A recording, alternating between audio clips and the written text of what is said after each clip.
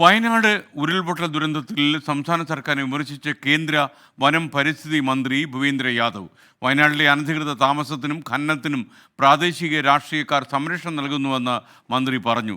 പരിസ്ഥിതി ലോല മേഖലയ്ക്കായി പദ്ധതി തയ്യാറാക്കണമെന്ന് സംസ്ഥാന സർക്കാരിന് കേന്ദ്രമന്ത്രി നിർദ്ദേശവും കൊടുത്തു. അനധികൃത കയ്യേറ്റവും ഖനനവും അനുവദിച്ചതിന്റെ ഫലമാണ് വയനാട് നേരിടുന്നതെന്ന് കേന്ദ്ര വനം പരിസ്ഥിതി മന്ത്രി ഭൂപേന്ദ്ര യാദവ് വിമർശിച്ചു. ടൂറിസത്തിനായി പോലും സോണുകൾ ഉണ്ടാക്കിയില്ല.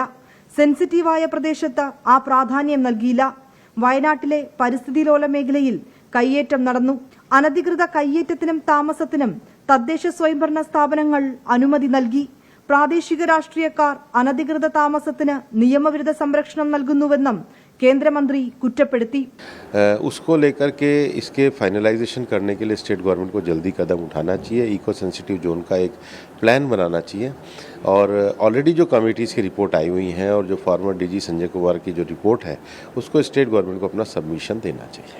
പരിസ്ഥിതി ലോല മേഖലയിൽ നിന്ന് അനധികൃത താമസവും ഖനനവും ഒഴിവാക്കി സർക്കാർ പ്രത്യേക പദ്ധതി തയ്യാറാക്കണം. ഫോറസ്റ്റ് ഡയറക്ടർ ജനറൽ സഞ്ജയ് കുമാറിന്റെ നേതൃത്വത്തിലുള്ള സമിതിയുടെ റിപ്പോർട്ട് സംസ്ഥാന സർക്കാർ സമർപ്പിക്കണം. കേന്ദ്ര സമിതിയുടെ റിപ്പോർട്ടിൽ നിന്ന് സംസ്ഥാനം ഒഴിഞ്ഞുമാറുന്നുവെന്നും കേന്ദ്രമന്ത്രി വിമർശിച്ചു. 24 ഡൽഹി.